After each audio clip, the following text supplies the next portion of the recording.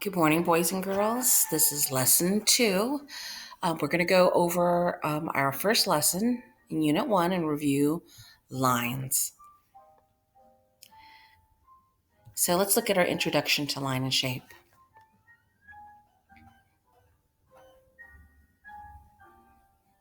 So an introduction to line and shape. In this unit, you're going to learn how artists use lines and shapes to show ideas and feelings. You'll also practice using lines and shapes to show your ideas and feelings. Here are the topics that you will study: line direction, line styles, calm lines, active lines, geometric shapes, and freeform shapes.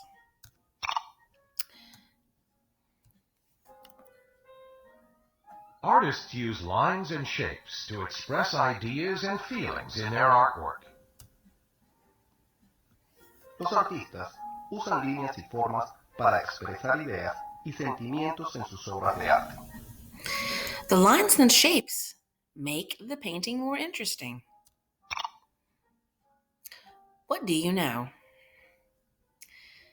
A freeform shape is a shape that is irregular, B, a circle, or C is a line that is made of a series of dashes. We'll see in just a little bit. And a vertical, horizontal, diagonal, zigzag, and curved are calm lines A, B, geometric shapes, or C, line directions.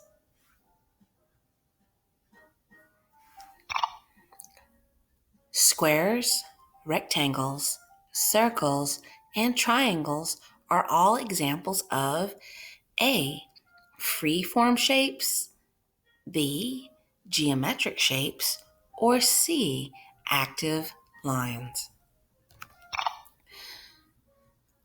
The way a line moves is called A, rough lines, B, line direction, or C, types of lines.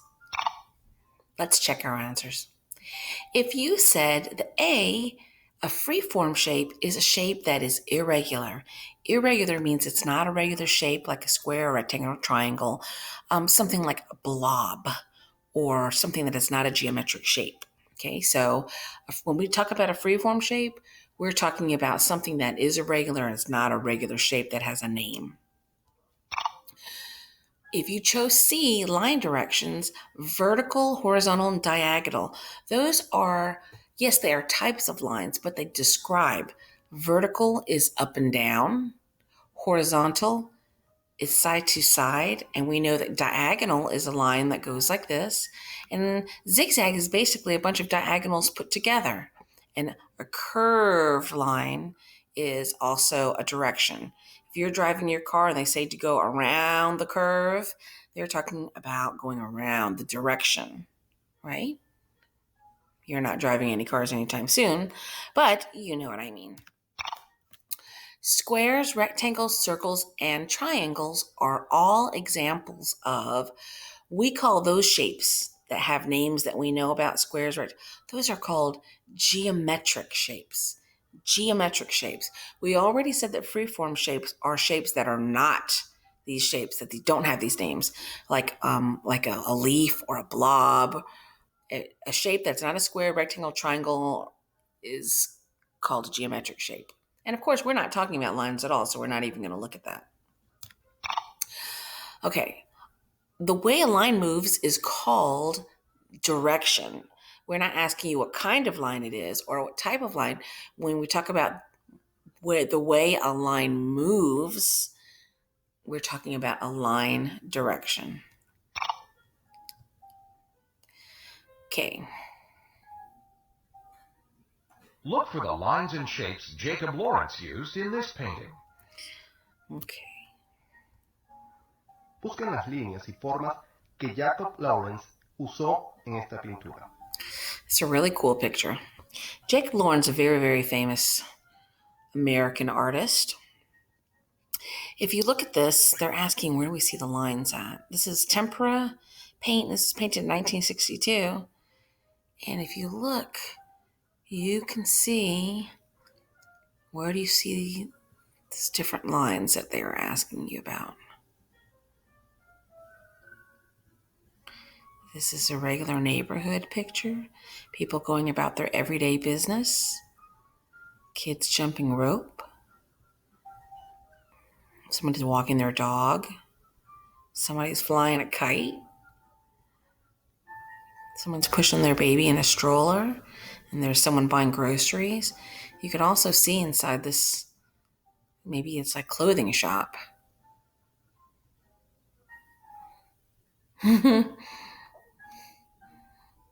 And the title of this, by the way, is called Street Scene, Boy with a Kite.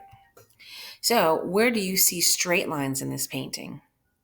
The lines of the buildings and the sidewalks are all straight. So we have sidewalks. In this picture, you have a lot of straight lines and curved lines. Straight lines in the sidewalk, straight lines in the buildings. Some will say straight lines in the windows, straight lines here. Lots of straight lines. Okay.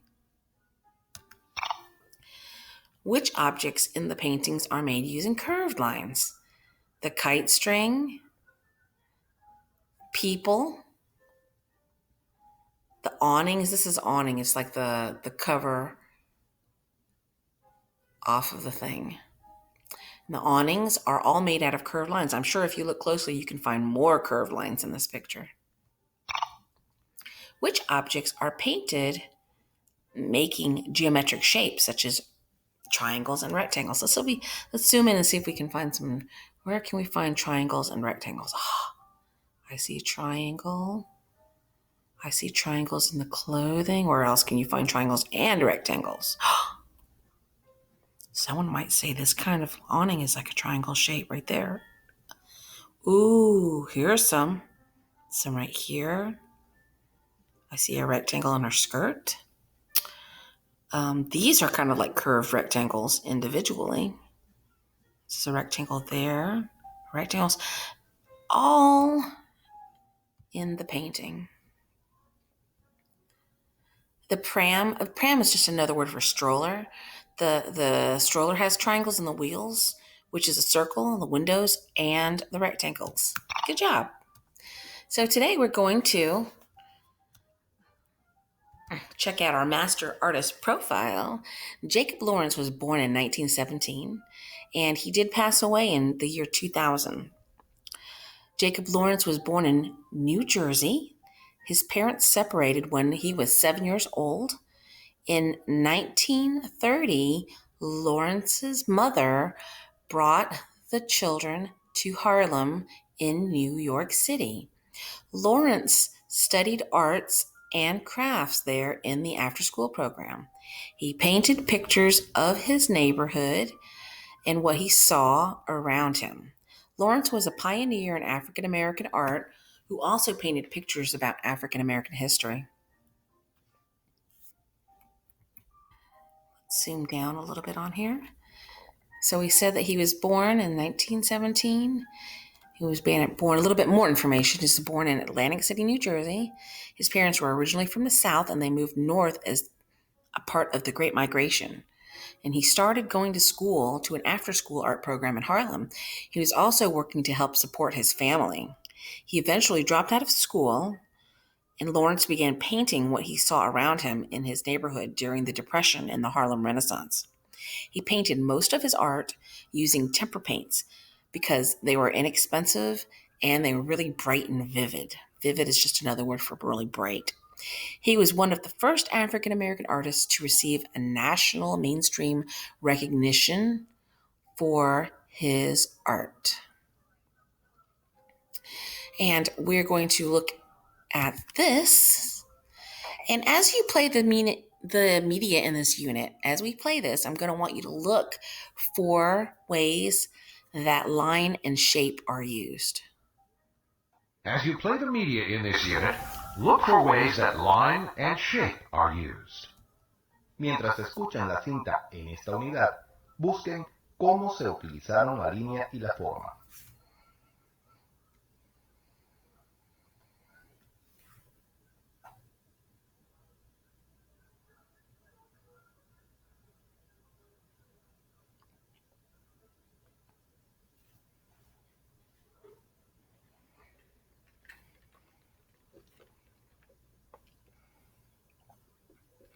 The Masked Messenger.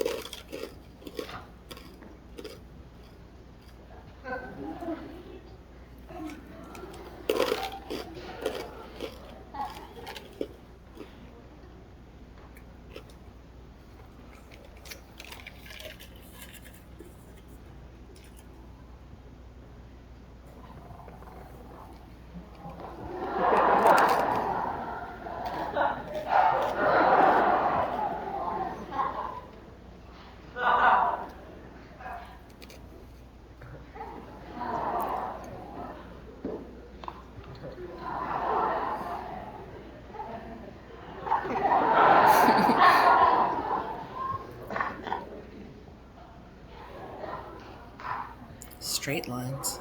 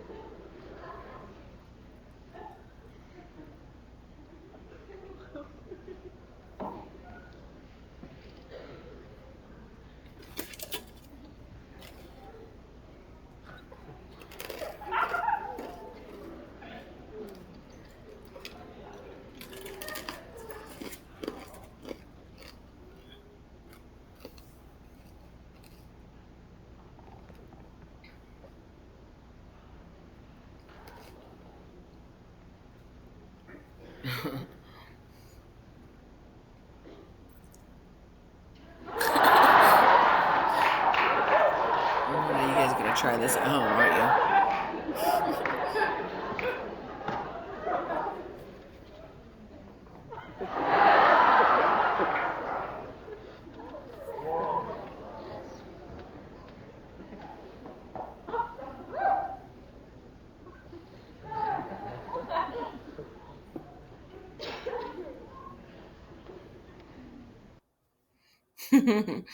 And that concludes our theater unit for the day.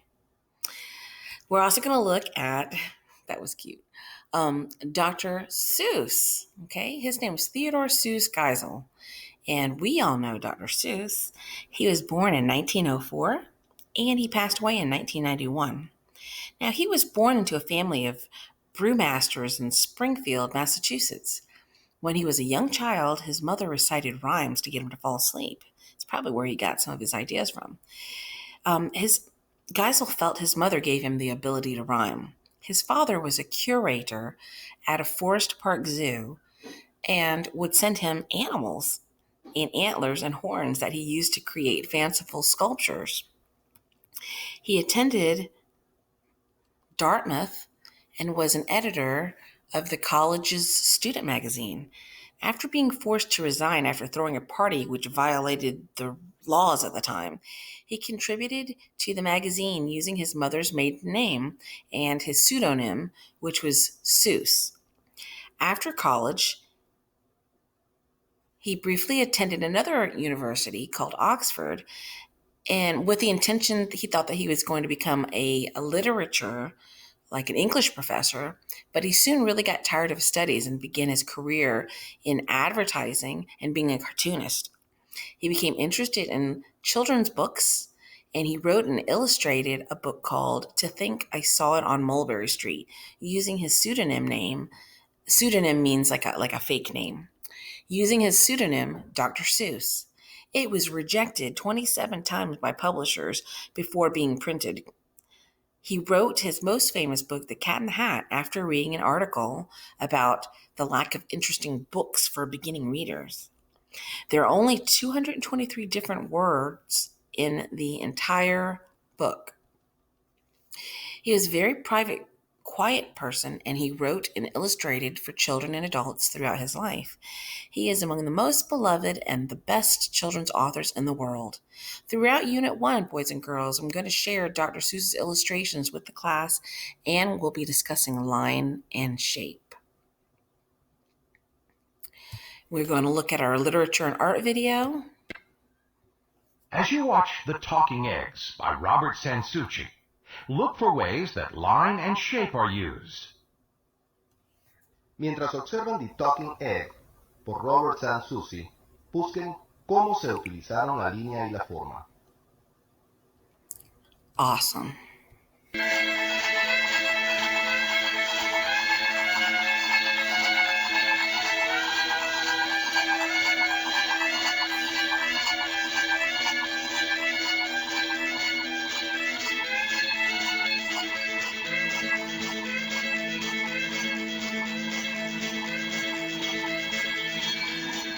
Back in the old days, there was a widow with two daughters named Rose and Blanche. They lived on a farm so poor it looked like the tail end of bad luck. They raised a few chickens, some beans, and a little cotton to get by. Rose, the older sister, was cross and mean and didn't know beans from birds' eggs. Blanche was sweet and kind and sharp as 40 crickets. But their mother liked Rose the best because they were alike as two peas in a pod, bad-tempered, sharp-tongued, and always putting on airs. The mother made Blanche do all the work around the place. She had to iron the clothes each morning, chop cotton in the afternoon, and string the beans for supper. While she'd be doing these chores, her mama and sister would sit in rocking chairs on the shady porch, fanning themselves and talking foolishness about getting rich and moving to the city where they could go to fancy balls wearing trail train dresses and lots of jewels. One hot day, the mother sent Blanche to the well to fetch a bucket of water. When the girl got there, she found an old woman wrapped in a raggedy black shawl, near fainting with the heat. "Please, child, give me a sip of water," the old woman said. "I'm about to die of thirst." "Yes, Auntie," said Blanche, rinsing out her bucket and dipping up some clean, cool well water. "Drink what you need." "Thank you, child," said the old woman when she had taken swallow after swallow of water. You got the spirit of do right in your soul. God is gonna bless you. Then she walked away down the path that led to the deep woods. When Blanche got back to the cabin, her mother and sister hollered at her for taking so long. This water's so warm it's near boiling, shouted Rose, and she dumped the bucket out on the porch. Here your poor sister's near dying for a drop of cool water, and you can't even bring her that little thing? Then the two of them scolded and hit Blanche until the frightened girl ran away into the woods. She began to cry since she didn't have anywhere to go and she was scared to go home. Suddenly, around the bend in the path came the old woman in the raggedy black shawl. When she saw Blanche, she asked kindly, What's made you cry so, you poor child? Mama and Sister Rose lit into me for something that wasn't my fault. Now I'm afraid to go home. Hush, child. Stop your crying. You come on home with me. I'll give you supper and a clean bed. But you got to promise you won't laugh at anything you see. Blanche gave her word of honor that she wouldn't laugh. Then the old woman took her by the hand and led her deep into the backwoods. As they walked along the narrow path, bramble bushes and tree branches opened wide in front of them and closed up behind them. Soon they came to the old woman's tumble-down shack. A cow with 2 heads and horns like corkscrews peered over a fence at Blanche and brayed like a mule. Well, she reckoned it was a pretty strange sight, but she didn't say anything, not wanting to hurt the old woman's feelings. Next, she saw that the yard in front of the cabin was filled with chickens of every color. Some were hopping about on one leg, some running about on 3 or 4 or even more. These chickens didn't cluck, but whistled like mockingbirds. But strange as all this was, Blanche stuck by her promise not to laugh. When they got inside the cabin, the old woman said, Light the fire, child, and cook us some supper. The old woman sat down near the fireplace and took off her head. She set it on her knees like a pumpkin. First, she combed out her gray hair, then she plaited it into 2 long braids. Blanche got pretty scared at this. But the woman had been nothing but kind to her, so she just went on lighting the fire. After a bit, the old woman put her head back on her shoulders and looked at herself in a sliver of mirror nailed to the cabin wall. That's better. Then she gave Blanche an old beef bone and said, Put this in the pot for supper. Now Blanche was near starving, and the bone looked like a pretty sad meal for the 2 of them. But she did what the old woman said. Shall I boil it for soup, Auntie? Look at the pot, child. Oh, the pot was filled with thick stew bubbling away. Next, the woman gave Blanche only 1 grain of rice and told her to grind it in the stone mortar. Feeling mighty foolish, Blanche began to pound the grain with a heavy stone pestle. Oh! In a moment, the mortar was overflowing with rice. When they had finished supper, the old woman said, It's a Fine moonshiny night, child. Come with me. They sat themselves down on the back porch steps. After a time, dozens of rabbits came out of the underbrush and formed a circle in the yard. The men rabbits all had frock-tail coats, and the lady rabbits had little train dresses. They danced, standing on their hind feet, hopping about. One big rabbit played a banjo, and the old woman hummed along with it.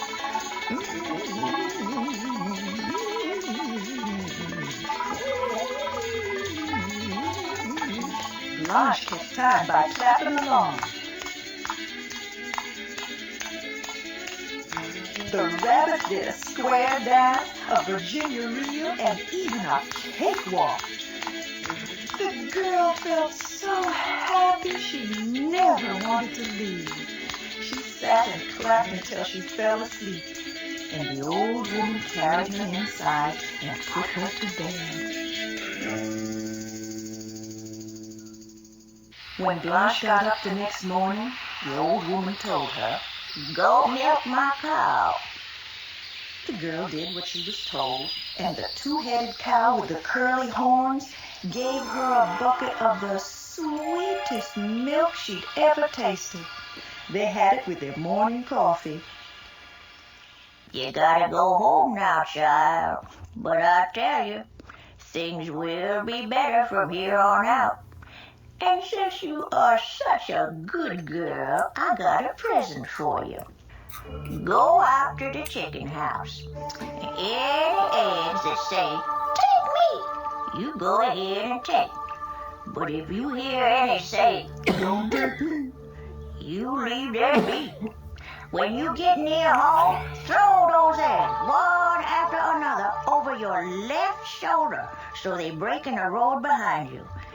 Then you get a surprise."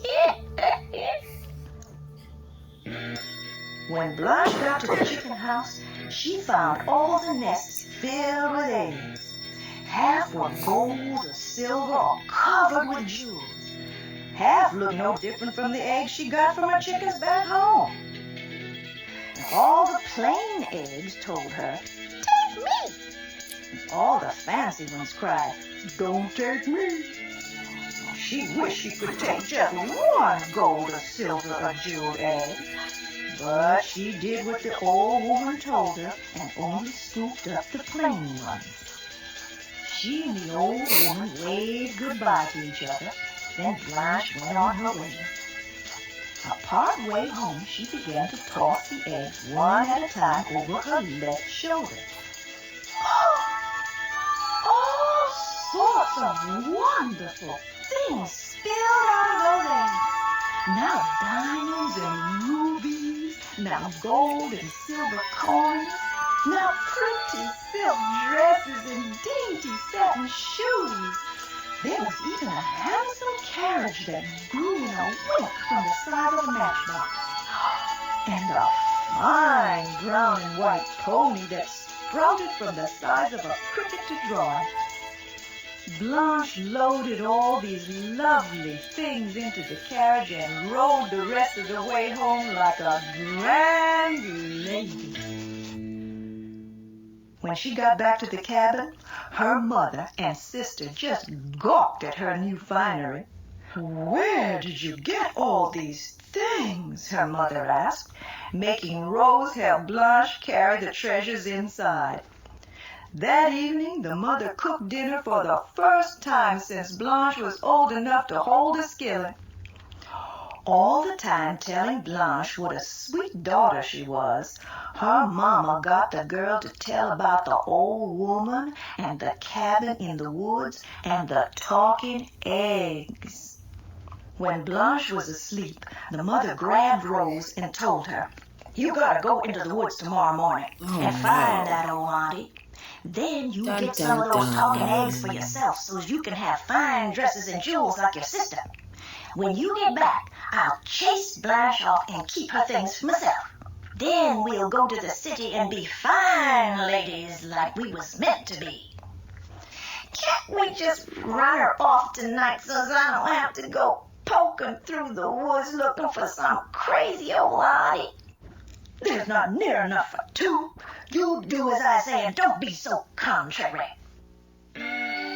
So the next morning, Rose set out drag foot into the woods.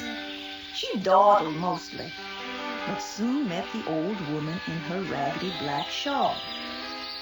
My sweet little sister Blanche told me you got a real pretty house and all, said Rose. I'd appreciate to see it. You can come with me if you have a mind to, said the old woman. But you got to promise not to laugh at whatever you see. I swear, said Rose.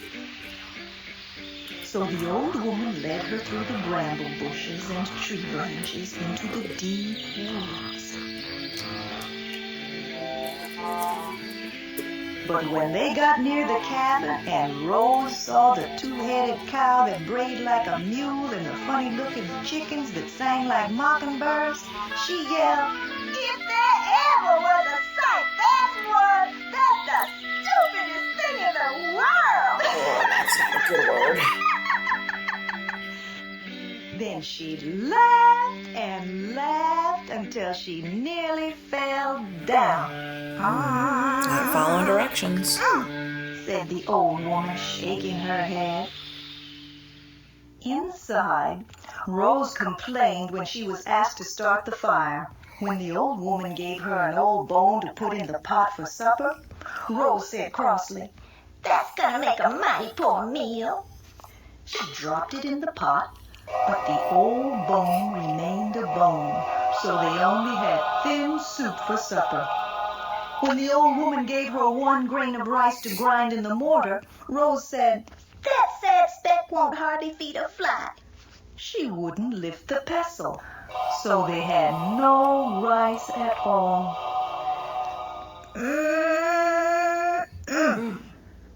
Rose went to bed hungry. In the morning, the old woman told her to milk the cow.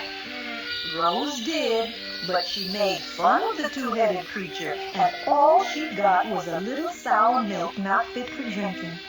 So they had their breakfast coffee without cream. When the old woman lifted her head off her shoulders to brush her hair, quick as a whip, Rose grabbed that head and said, "I'm not gonna put you back together till you give me presents like my sister got."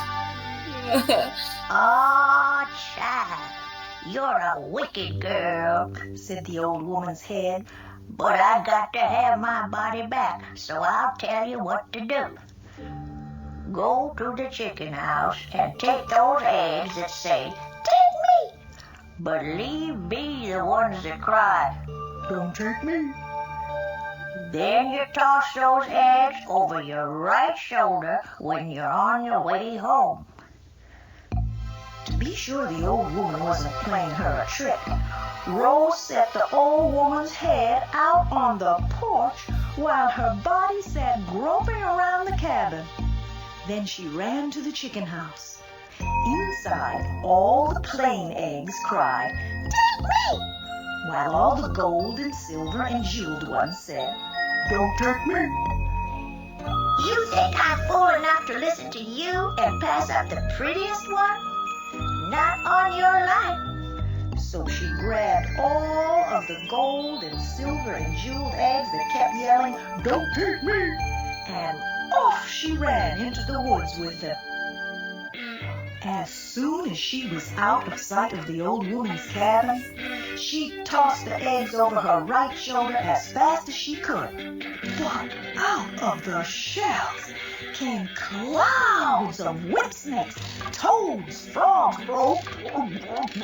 yellow jackets, and a big old gray wolf. These began to chase after her like pigs after a pumpkin. Hollering bloody murder, Rose ran all the way to her mother's cabin. When the woman saw the swarm of things chasing her daughter, she tried to rescue her. But the wasp and the wolf and all the other creatures wouldn't be chased off. So mother and daughter hightailed it to the woods with all the animals following.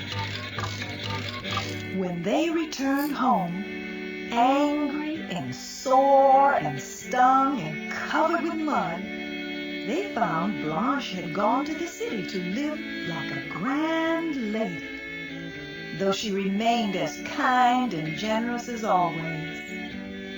And for the rest of their lives, Rose and her mother tried to find the strange old woman's cabin and the talking eggs. But they never could find that place again.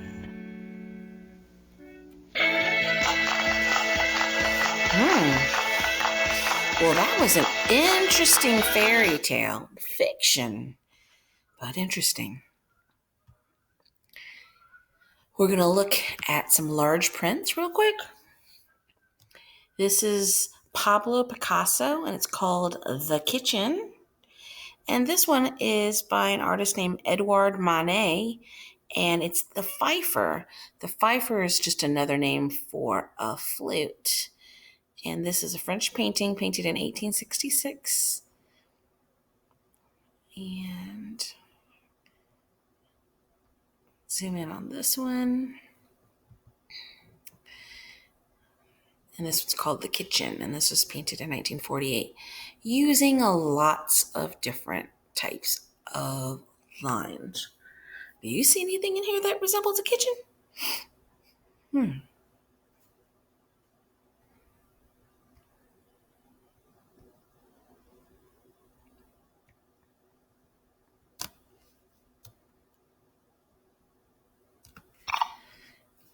Okay, we're going to start our lesson, and we'll be really short. Line direction.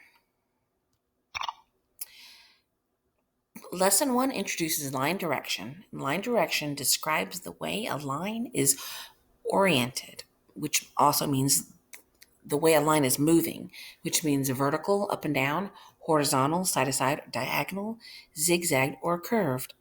Have you ever seen a car moving down the road? ¿Alguna vez han visto un carro moviéndose por la carretera? So in lesson 1, you're going to learn how to identify 5 line directions: horizontal, vertical, diagonal, curved, and zigzag. You're going to evaluate your own work using the 4 steps of art criticism. If you have time, you can create a paper sculpture playground that shows line direction. You're also going to be able to compare 2 works of art that feature structures and identify line directions. Let's listen to our music connection real quick. This is called The March of the Nutcracker by Yelig Tchaikovsky. Line in music refers to the way that a melody moves higher and lower, up, down, or the same. To relate the concept of line in music to line in visual art, you can play Tchaikovsky March of the Nutcracker. What you can do is you can, with your hands, you can draw vertical lines and horizontal lines, diagonal and zigzag along with the music. Most of you guys have heard this before. This is something we always, you study in music and you always hear around Christmas time.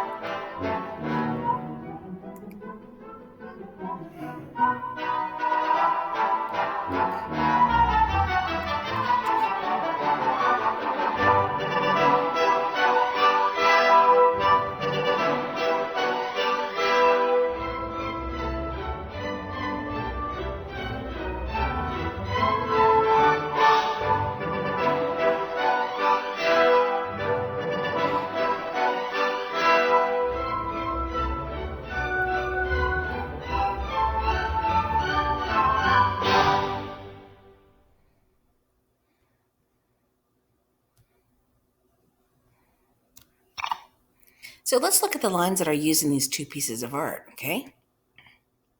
These works of art, excuse me, are buildings. One is like a 3D building, it's like a sculpture, and the other one's flat and it's in a painting. How do you think these artists felt about the buildings? Do you think that they were important to them? Look around your room or your house right now and try to find some objects that show lines. What directions are they moving? Let's look closely at the sculpture and the painting. Miremos de cerca la escultura y la pintura. Okay. Study the sculpture and the painting to find different lines and examples. Where in the sculpture do you see diagonal lines? So let's check out the sculpture. This is a Mexican sculpture of a church by Jero Martinez Mendoza. And let's look. We said diagonal lines, right? Where can we find the diagonal lines in here? Okay. I'll let you look. We won't say anything. Where can you find diagonal lines?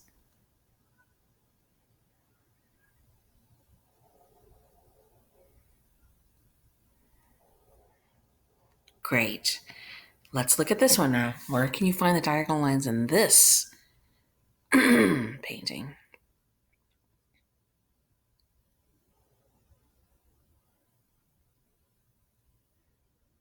I see lots of them. This is by an artist named Joseph Stella, an American artist. And it's called, the name of the painting is The Voice of the City of New York. You know, it reminds me of like looking up at the buildings, maybe a lot of the glass buildings. So let's check this out real quick. The rays and the details and voice of the city. So you see these rays are lines. And you see all kinds of things in there. I'm sure you saw that. In the sculpture, you can see them in, let's look back up here. You can see them in these diagonal lines right here. You can see the diagonal lines in these triangles, also in the hatching right here. Correct?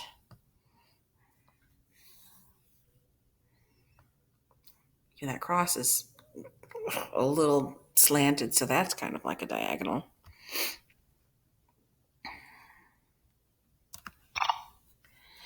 Do you see any other lines in the art? Yeah, there's straight lines, there's curved lines, all kinds of lines. I'm sure you saw that too. So a line is a name for a direction in which it moves. To figure out which direction a line is moving, imagine drawing the line. Which way do you move your pencil to make the line? When you're, you could use a pencil, you can motion right now. When you're making vertical lines, you start at the top and you go down, you pull down. So vertical lines are lines that move up and down.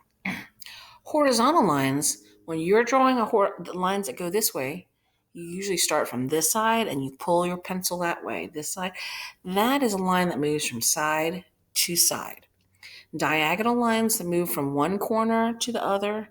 So when you start up here, or if you start from down here and you go up, that is a line that moves from one corner to the opposite corner. Zigzags are lines that are made up of different angles. They're really a bunch of diagonals put together, but they change directions. Curved lines are made of arcs instead of straight lines. So like an arc is like a curve, arcs. Using lines that move in different directions makes artwork more interesting. How can you use lines to show direction?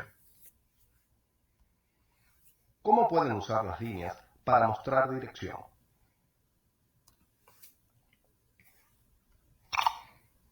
So if you were walking around the room, you could walk around the room in a line direction. You might not have a group at your house right now, but you could certainly walk around if you want to. When we're in school and we're walking around, we form a line. Most of the time, you are forming what type of line when you're in line with your class? When you're going to the library, where you're going to resource, usually walking in a straight line. Sometimes when you walk around the corners, You are walking in a direction. You're walking in a curve. Look at how each line moves. Can you see the different line directions in your mind? Now think about how this student used line direction when designing her playground. She's taken some construction paper and she's glued them down and she's bent them into different shapes and glued them down to make a playground, or you could do like an amusement park, like a roller coaster. So if you want to do this activity, you can. What kind of buildings or structures would you put on a playground? Make a playground from paper using many lines. Think of a playground you would like to create. Twist, curl, and fold strips of paper, any kind of paper, to make different line directions. Fold the ends of the strips for tabs and glue them down onto the base of the paper to make a playground. So these are some things that you can use. You don't have to use black construction paper. You can use whatever you have. You can also decorate it afterwards. If you just have white if you just have white line paper, you can do that, and you can color them before you glue them down into different patterns. Here's an example of how they're taking them. And if you want to make it curly, you can roll it over a pencil to curl it if you want to, or with some scissors, bend them in zigzags. We've done this before.